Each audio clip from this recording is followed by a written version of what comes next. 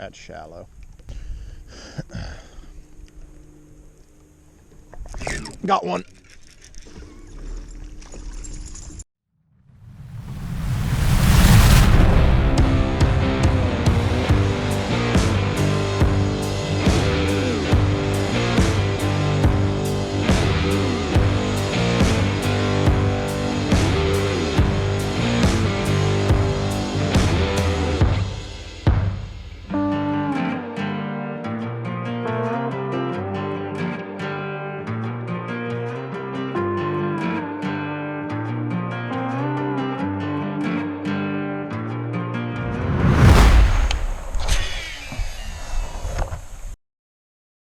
What's going on, everybody?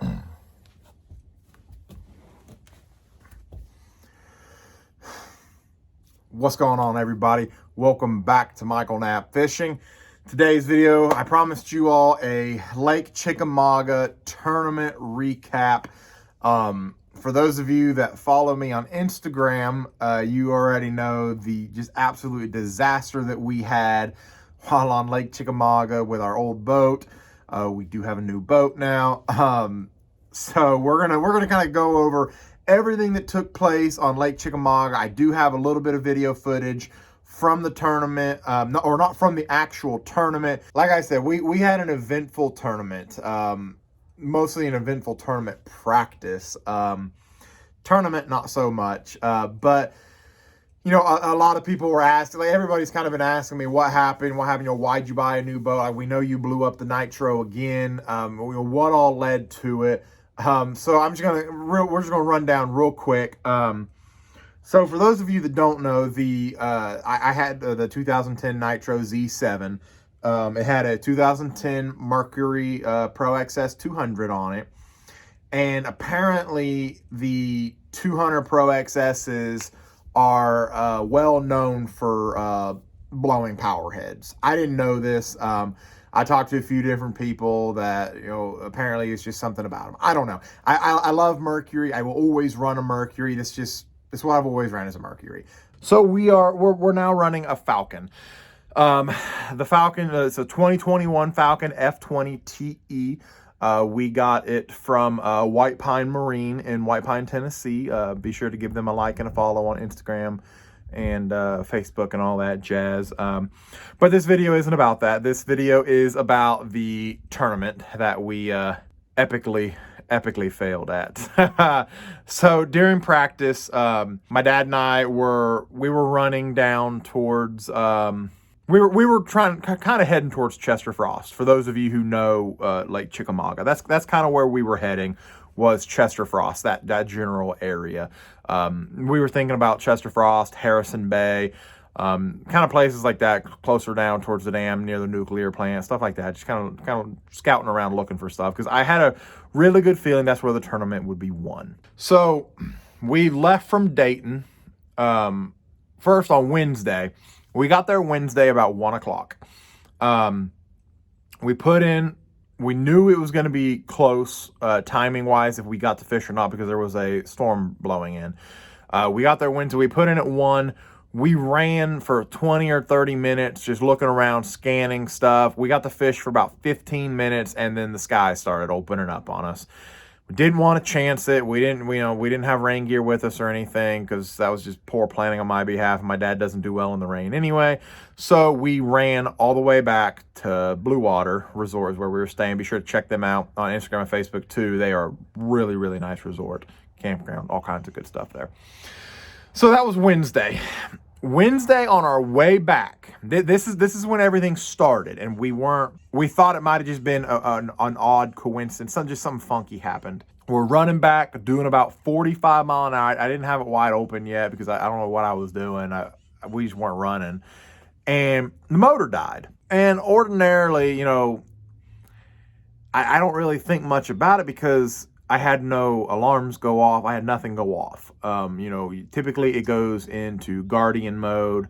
It'll send up an alarm. It'll let you know something is wrong. So we got back to the Blue Water. You know, they're great people, great place to stay. Absolutely love Blue Water. They did everything they could to help us out when this happened.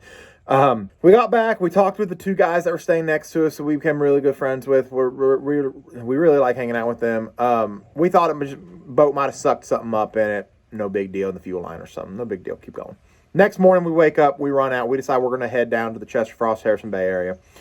And we're running. Opened her up. About 51, 52, still climbing. And it kills itself. And when I say it killed itself, no alarm. No guardian mode, nothing.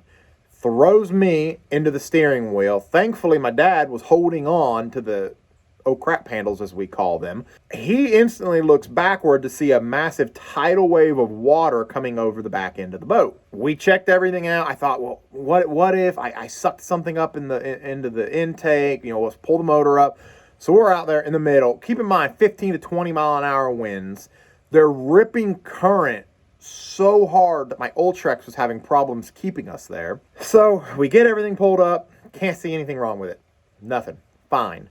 You know, there was a little bit of dirt on the skeg from where I might have hit some sand or something, you know, a little small beach area or something. Nothing else wrong with it. So we sit back down, lower the motor, turn it over, starts right up. Still no guardian mode. No beeps. Nothing. So I looked at him and I said, what do we do? What do you want to do? He's like, well, maybe it just needs time to get that fuel out of the, if it's got bad fuel in the line, if it had a little bit of crud in or something, it may have just needed time to get it out, and it'll probably be good to go. Fired it back up, got on plane, hit 50 again, and it did it again. At this point, he's livid, I'm livid, we can't figure out what's going on, but the biggest problem, we are now 3.5 miles away from blue water. So in my mind, I'm like, all right, what we're going to do, we're going to get this thing fired back up. We're going to run straight back to blue water, and we're going to find a shop somewhere around here. I go to turn it over, and it won't turn over anymore. Dead. Not really sure what's going on. When I turned the key, it beeped. So obviously it's getting power. And then I turned it over again, and it just it's trying to start, but it doesn't have enough power. Something was happening. The motor was overheating. It had to cool itself down. Once I started it back up, about 10 minutes later, we could then cruise at idle speed. We could not get on plane. So at idle speed, in 15, 20 mile an hour, keep in mind now we're going into the wind, not coming against it. We're not going into it. We're going against it now. We couldn't, have a better plan there, but either way, we're going into 15 to 20 mile an hour winds, plus the current is ripping.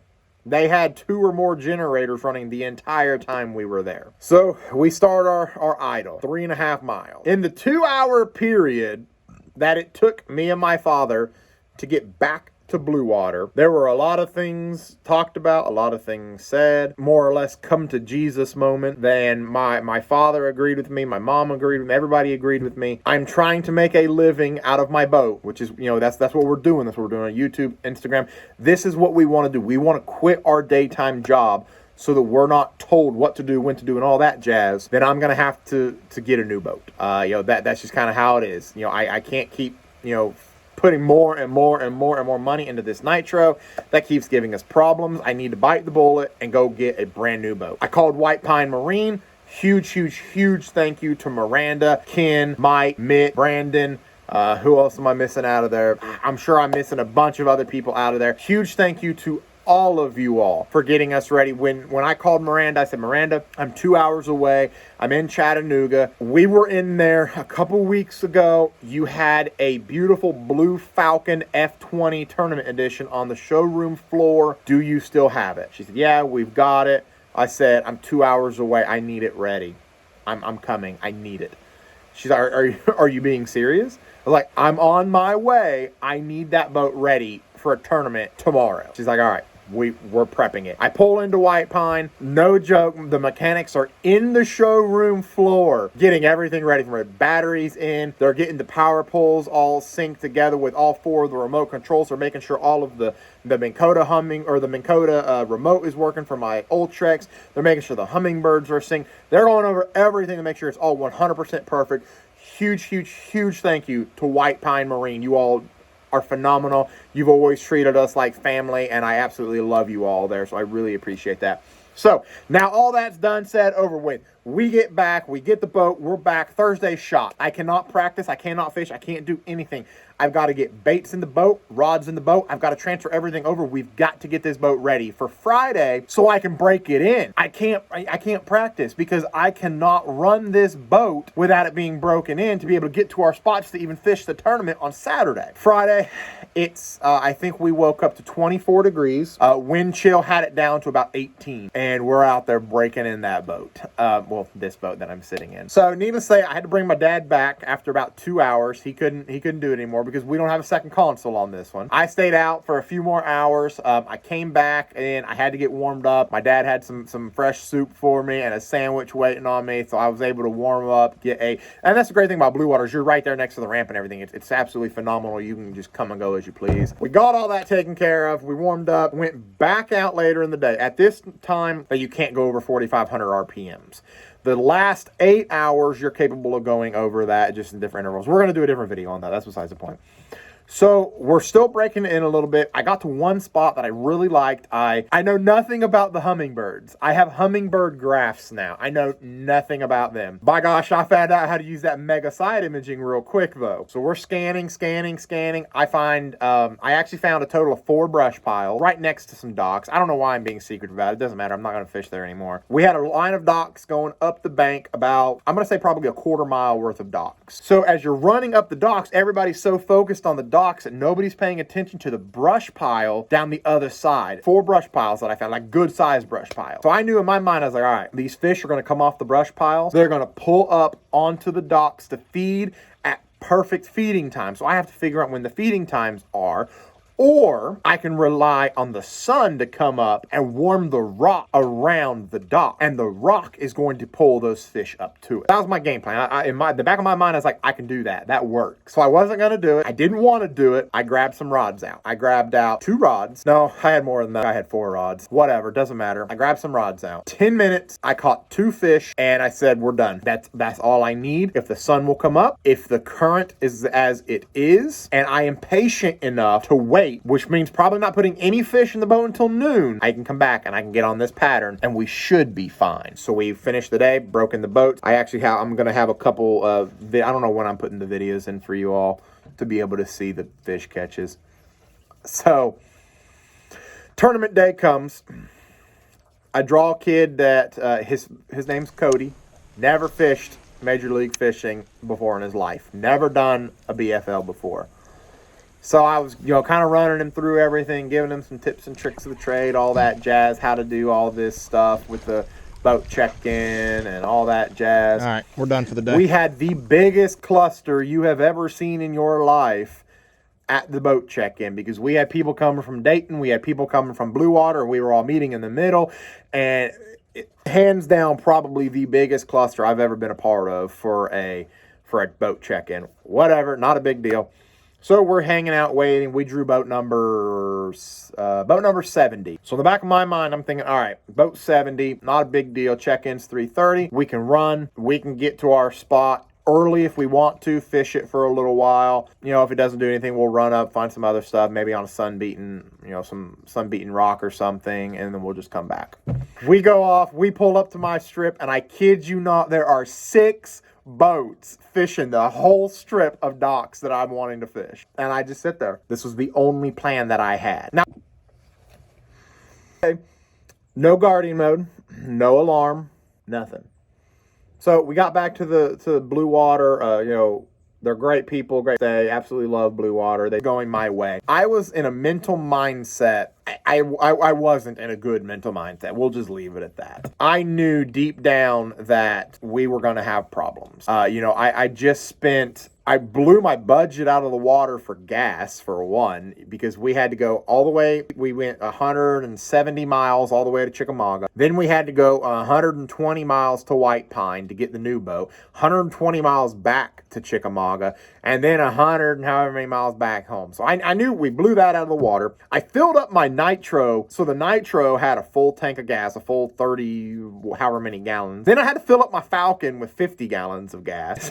I knew we already blew out out the budget. All of that is now weighing on me. Everything. I'm thinking through my mind, how am I going to be able to make any of this up? And then I sat back. I said, you know what? Does it really matter? No. We're out here to have fun. We're out here to fish. If we can win the tournament, okay. If we can cash a check, okay. If not, who cares? We're here. We're alive, for one. We didn't get seriously hurt or killed when that motor blew up. We're here. Let's have fun. So as I was sitting there, I always think back to Gerald Swindle's positive mental attitude video that I watch the heck out of it all the time. And I really love it. So I'm just thinking, I'm going through my mind. It's like, all right, what are we going to do? Obviously, we can't just, we aren't going to be able to wing it and go to Chester Frost. We were 25, 30 miles away from where I wanted to go. We were a long ways away from the dam. So I knew I wasn't going to be able to do that. So in the back of my mind, I said, let's go to my docks where I was. That's what we're going to fish. Don't change the game plan. And let's just go fishing. If I can catch one, that guarantees me points. That's all I need. Let's just get points, get through this tournament, and let's go to Cherokee. Because we all know Cherokee's my home lake. I'm comfortable on Cherokee. Let's just make it to Cherokee. So that's what we did. We went out. I told Cody first thing in the morning, I said, hey man, we're going to make this work. As soon as we pulled up on that dock, those 6 boats were there. I said, hey man, I don't care. I've fished behind people before. We'll make it work. We take off down that dock. I get 0 bites. None. Nada. Cody's got no bite. None. We pull up to what we were going to do is we're going to fish the whole quarter mile and then come back, then fish up again, come back, fish back up. We were just going to do that all day. We get to the very end of it and Cody makes a bomb. I'm talking so shallow that I watched I'm not going to say his bait. I don't know if he wants to know what he was throwing. I watched his bait in the water with the back of it sticking out. Like I could see the bait half in the water, half out of the water. It was that shallow. He reels it a few times and whack, and I looked back at him and said, you got one or you hung? He goes, he's fighting it first. He's like pulling on it for a second. He goes, I think I got a good one. So he's reeling in and I see it's like, oh my, that is a good one. So I get down there, I net it for him, I look at it, 5-pounder. Guarantee you, it's 5-pounder. Close. So we net it, we get it in there. I was like, all right, maybe they're like really shallow. So instantly I start questioning everything I've been doing. We're fishing, I fish shallower and shallower and shallower and shallower and shallower. I'm in the dirt now. I had to kick my motor up. My trolling motor is kicking dirt now. I got to stop now. Stop. Back out. We ran. I said, let's go somewhere else. So we ran upriver some more, tried to find some more rock. Nothing. About 11:30, my mindset is done. I'm shot. I'm tired. I'm over it. And I told myself, all right, we're going to go back to the game plan. We're going to go back to what we planned on doing. The bite should warm up at 12. Let's go do it. We run back up. There's more boats sitting there still. Because I found a school of fish. I left that part out. I found a very, very small school. When I say a school, I'm talking 6 to 10 fish. It wasn't a lot of fish. I'm hesitant to even call it a school. Most people are like, I want to find a mega school of 30, 40, 50, 100 fish. I might have been lucky to have double digits in that fish. And I knew they weren't big fish either because I pulled one out of that school the day before and it was a 2.5 pounder. Whatever. It's points. 5 of those gives me 10 pounds and, I have a good day. So we move on. We come up to that point. And as soon as we moved in, the one boater was like, you can have it and ain't catching nothing. I was like, cool. Got one. Because you just blew right over my school. Literally was on top of it. So we got over there, and I'm scanning for them. I was going to drop on their heads. They're gone. Gone. Completely gone. Can't find them. So that school that I originally located was probably... So needless to say, party mode, nothing. To Blue Water, they're a great place to stay. Blue Water. They did everything they could to help us out when this... We got back, we talked with them, staying next to us, so we became really good friends with. We really like hanging out with them. We thought boat might have sucked something up in it. No big deal or something. No big deal. Keep going. Next morning, we wake up, we run out. We decide we're going to head down to the Chester Frost Harrison Bay. And we're running, opened her up, about 51, 52, still climbing, and it kills itself. And when I say it killed itself, no alarm, no guardian, rose me into the steering wheel. Thankfully, my dad was holding on to the... oh crap, Pam. He was holding on, so he caught himself. He instantly looks back, tide water coming over into the boat. Thrilled now. So we checked everything out. I thought, well, what if I suck something up into the motor up middle? Keep in mind, 15 to 20 miles. They're ripping current so hard that my Ultrex was having problems keeping us there. So can't see anything wrong with it. Nothing. Fine. You know, there was a little bit of dirt on the scale. Might have hit some or something, you know, a little small beach area or something. Nothing else wrong with it. So we sit back down, lower the motor, turn it over, starts right up. Target here, I'm literally throwing my bait way over here to get it to drift back by it in order to fish it. I mean, the current was ripping. Fire back up in there. I'm throwing an Alabama rig like I would be throwing a jig. I am firing that thing so hard, so fast, so much up in there. Coming back down, we found another micro school of maybe 3 or 4 fish. Caught one off of that, broke another hook. So now that's 3 fish I've missed. Caught one, put it in the live well. It was another 2-pounder. So now I have 2 fish for 4 pounds and 8 ounces or whatever it is. Fired back up in there again. Another one hit a dummy. So I've missed a total of 4 fish. I would have had my 5 if I would have just capitalized. All in all, tournament ended. We ended the day with 4 pounds and 8 ounces or something like that. We finished in 81st out of 176 boats. All things considered, it is what it is. You know, we got points. We got 170 points for that. Yes, we are currently sitting 81st overall.